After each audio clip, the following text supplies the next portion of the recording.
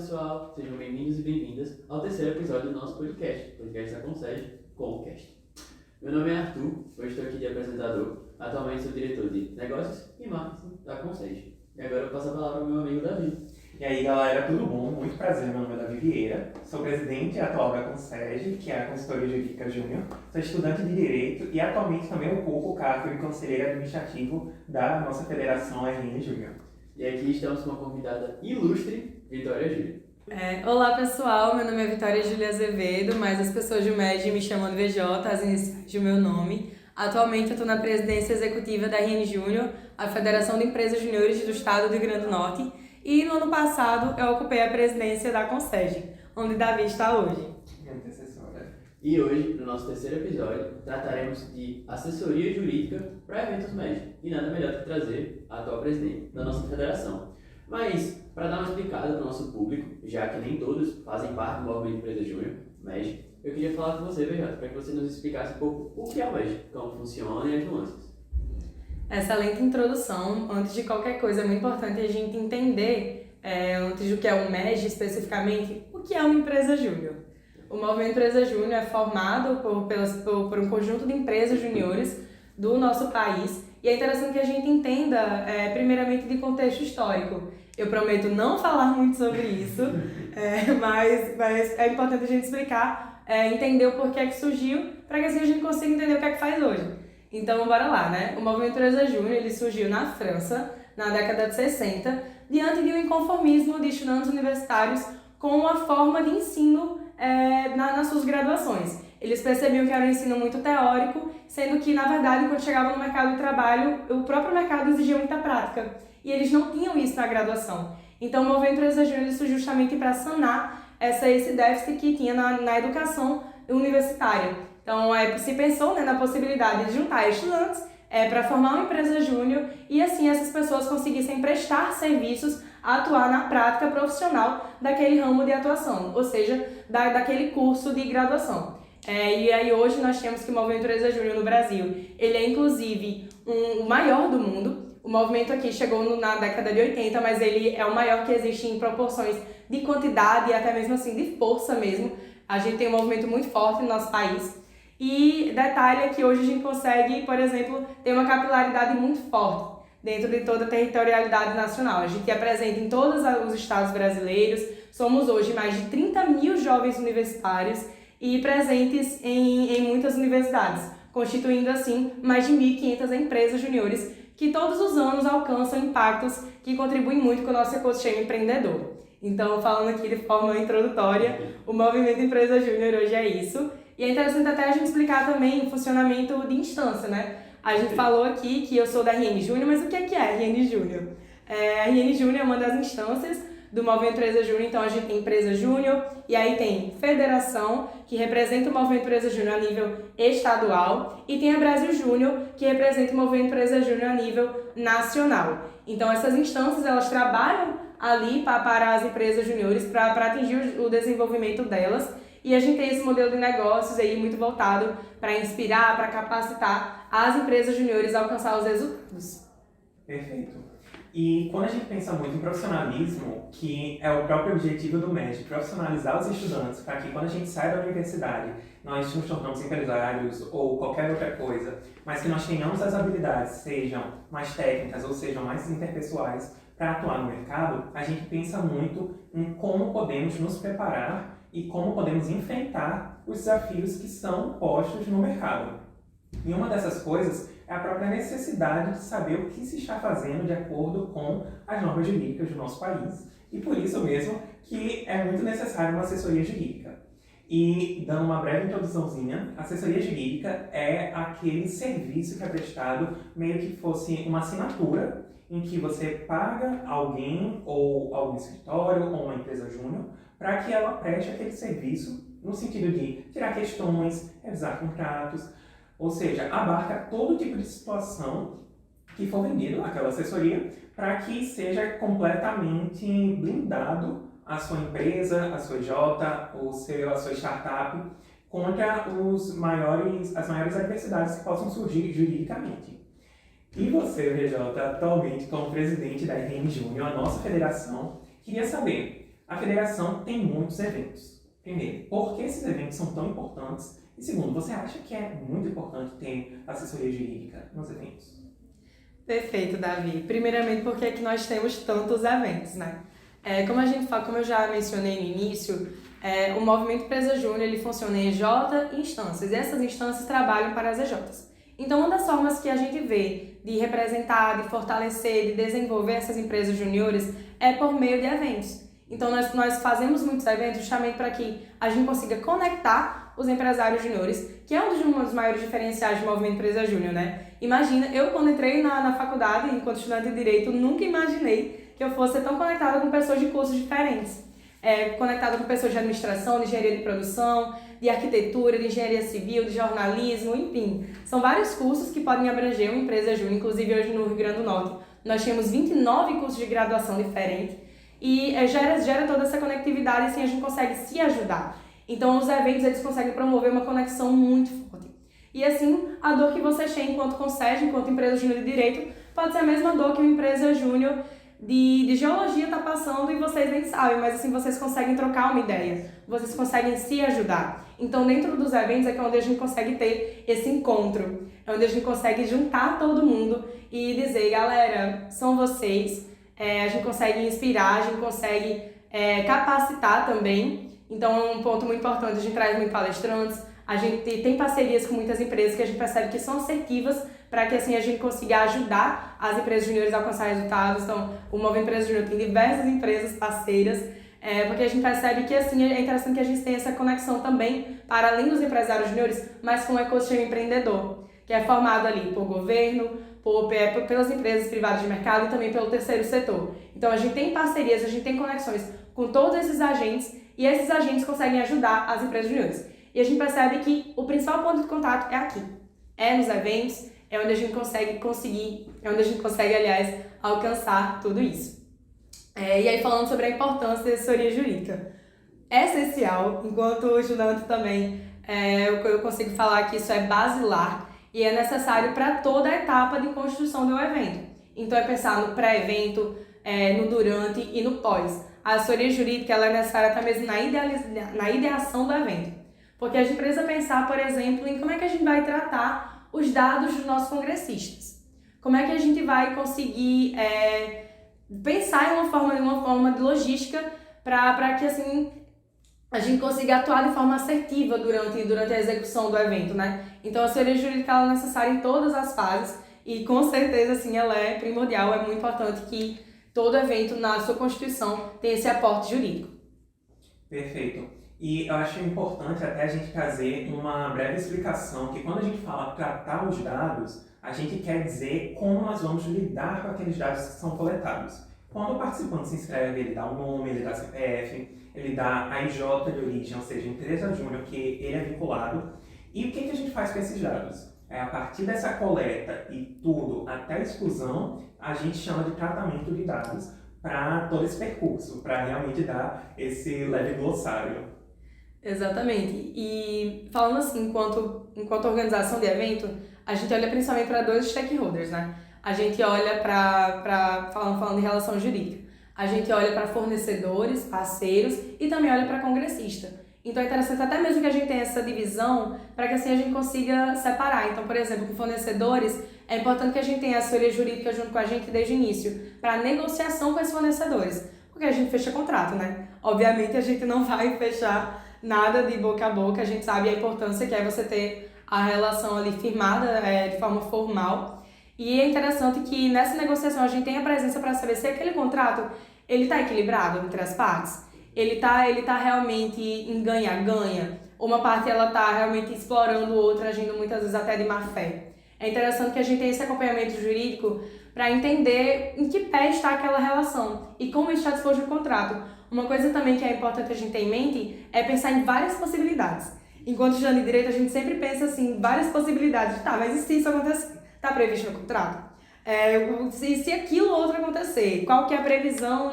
Enfim, vocês sabem muito bem do que eu estou falando. É interessante que a gente tenha um objeto contratual muito bem amarrado, direitos, obrigações, deveres, tudo muito bem destrinchado, para que assim a gente consiga fazer com que a relação ela seja mais segura juridicamente. Então eu acho que tudo gira muito em torno disso e prevendo assim, possíveis problemas, né? A gente sabe que se algo está previsto no contrato, obviamente, tá ali, que aquilo ali é lei entre as partes. Então é interessante que ambas as partes saibam disso, enfim. E pensando também no viés de congressista, na experiência daquela pessoa. Eu, enquanto congressista, não gostaria de ter os meus dados vazados durante o evento. Isso geraria um problema muito grande, tanto para a federação quanto para a própria experiência dos congressistas. Então é interessante que a gente tenha um aviso de privacidade, uma política de privacidade também interna bem estipulada, termos de uso, porventura, a depender do funcionamento do evento. Então é interessante que a gente tenha tudo isso para amarrar e deixar o mais seguro juridicamente aquela relação e aquele evento. Muito legal, você deu uma aula agora, basicamente. E é interessante porque, apesar do nome, né, Movimento Empresa Júnior, a gente, no caso, somos júniores, mas temos muitos problemas de sênior. Exato. Então, como você bem falou, tem problema com fornecedor, com local, às vezes com aluguel de materiais, enfim. Muitas questões que é importante ter esse acompanhamento jurídico. E sobre isso, VJ, queria saber, na sua experiência, enquanto participante de empresa júnior e agora de federação, os problemas que você visualiza, porque como você falou, na federação não é só pessoas que vêm do mundo jurídico. Você vem no EJ de Direito, mas existem também EJs de Engenharia Elétrica, Produção, Administração, Audiovisual, várias. Então, para uma federação que vai fazer um evento, nessa visualização assim, quais são as dores de cabeça que você imagina os possíveis BOs? Isso você fala na construção do evento? Isso. Amigos, são tantas. Muitos problemas que podem acontecer durante a construção do evento. Mas assim, os maiores problemas que a gente pode ter primeiramente com relação ao financeiro. Porque pra gente conseguir fazer o evento, é importante que a gente tenha patrocinadores. A gente tenha parceiros. Então é um processo assim, que vai desde captação para que assim seja realizado, né, o pagamento dos fornecedores. Então assim, são várias coisas que podem acontecer. A própria questão do espaço, né? O espaço é a primeira coisa que tem que estar definida, e é interessante que a gente tenha uma negociação muito bem estipulada, muito bem amarrada, porque assim a gente consegue nos prevenir mesmo. Eu sinto que eu não estou conseguindo responder bem essa pergunta, porque... Não, mas a gente entende demais. E eu acho que Davi até pode comentar que você tem experiência em alguns eventos. Pois já fui consultor jurídico de alguns eventos, e em um desses eventos foi uma assessoria jurídica bem longa que eu tive em alguns ciclos, não consegue, a gente trabalha por ciclos. Foram muitas experiências, principalmente no financeiro, na medida que a gente revisava os contratos de parceria para que aquela empresa XYZ patrocinasse o evento, para que fosse divulgado para os congressistas, que fosse enviado alguns e-mails para eles, a gente precisava muito verificar quais eram as cláusulas que estavam dizendo isso, como seriam obtidos aqueles e-mails iam terminar como, somente quanto tempo poderia aquela empresa que está patrocinando continuar enviando e-mail para o congressista. Porque quando a gente fala isso, a gente também já pega um pouquinho dos dados do participante, que você muito bem falou. Porque, principalmente durante a pandemia, né, que ocorreu nesses 2 anos muito mais fortemente, a gente precisou ficar muito mais ligado nessas questões de direito digital, proteção de dados e a LGPD. E só realmente uma coisa que sempre me vem à memória é que nessa assessoria específica a gente estava revisando uma política de privacidade, estava revisando todo o contrato para garantir que a plataforma não deixasse ou excluísse a conta da federação durante o evento, porque imagina o caos, você está lá transmitindo e do nada a plataforma e acabou, corta, não vai ser para vocês. E como é que você vai fazer com o pessoal? Né? Um pouco muito problemático, porque o pessoal paga para ir para os eventos e a experiência do cliente, a experiência do parceiro, a própria experiência da federação, então ia ser bem complicado. Não, e não só isso, mas como a Vitória também falou, e você pontuou agora, tem pandemia, tem essas nuances que acontecem, tem guerra que a gente não sabe como pode afetar aqui, então imprevistos. São vários imprevistos que podem estar desde a internet até a pandemia, que batem muito nos contratos, nas mais diversas situações. E lidar com prefeitura para alugar espaço, e bombeiros para ver quantidade de gente. Então é muito importante ter esse contato. Famoso caso fortuito e força maior. Né? A gente sabe que pode muito bem acontecer, todo mundo é sujeito a isso. E até você mencionou a questão da pandemia, e foi um caso concreto, né? Que nós percebemos que todas as federações precisaram renegociar contratos. Todas as federações precisaram renegociar com fornecedores, reanalisar toda a estrutura do evento, que muitas vezes passou a ser remota. Então, são relações jurídicas diferentes, que envolvem questões distintas quando a gente passa para o meio digital. E é um ponto até relevante mencionar, que é interessante que a gente tenha até mesmo a assessoria jurídica presente durante o evento. Então, ali na execução, porque qualquer problema pode acontecer com fornecedores, com congressistas que vêm reclamar de alguma coisa, seja, sei lá, devido ao direito do consumidor. Tem ali a assessoria jurídica presente para tirar também essas dúvidas. Então, é interessante a gente ter realmente, ao longo de toda a execução, essa proteção. Isso é muito valioso para quem está organizando, porque muitas vezes a gente não tem expertise. E às vezes até a cabeça está tão atolada com outras coisas que a gente não vai parar para resolver, e é interessante que a gente tenha pessoas ali direcionadas para aquilo. Em situações também, o cara comprou o ingresso, não quer mais. Como é que faz, né? Muitas federações e eventos sofreram rescisões agora durante a pandemia, por não se habituarem tanto à questão digital. E agora, falando um pouquinho da RN, para a gente ver um pouco mais dos eventos que vai dar aqui, porque muitas pessoas que estão escutando são do MED, queria que você falasse um pouco dos eventos que a federação aqui, a RN Júnior, está pensando em fazer. Ah, maravilha! Naturalmente, né, enquanto federação, nós promovemos os eventos para assim, inspirar e capacitar as empresas juniores e ajudar vocês no desenvolvimento. E próximo mês já, maio que está batendo na porta, nós vamos ter o Porto, o primeiro evento tradicional da RN que vai acontecer em Mossoró. Então é uma coisa que a gente está muito orgulhoso de levar esse evento para o interior, já que nos últimos anos o Movimento Empresa Júnior Potiguar tem se desenvolvido muito no interior do nosso estado. Isso tem ficado cada vez mais forte. Então nada mais justo do que a gente levar também eventos para lá, do que a gente levar esses pontos de contato que são tão primordiais para mais perto das pessoas que moram ali. Então a gente vai ter nos dias 14 e 15 de maio o Porto, realizado na UNP de Mossoró, na sede. E também vamos ter depois o Destiny, que vai ser dos dias 16 a 19 de junho, em São José de Mipimbu, ali no Rio das Garças, o maior ponto de contato do Movimento Empresa Júnior Potiguar. Então é um evento que todo mundo espera, é um evento que todo mundo quer ir, e é o que a gente mais dedica esforço, é o que a gente mais dedica realmente trabalho para a ocorrência, é o Destiny, e a gente espera muito ver toda a rede de Potiguar lá. E depois disso a gente vai ter o Onda, né? Porque tem o encontro nacional nesse meio tempo e tem o Onda que vai acontecer em novembro.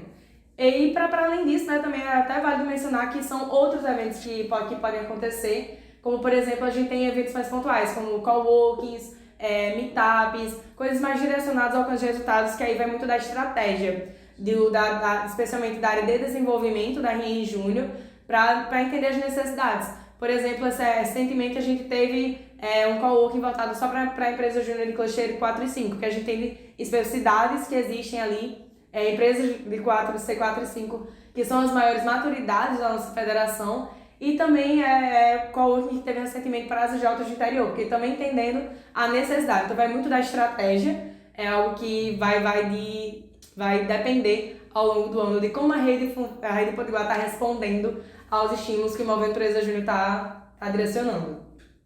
Muito legal da forma com que a federação já, como você falou, inspira, situa e norteia a gente. Também usa os eventos para chegar mais próximo das eventos que estão crescendo no interior, que às vezes não tem tanta oportunidade de vir aqui para a capital.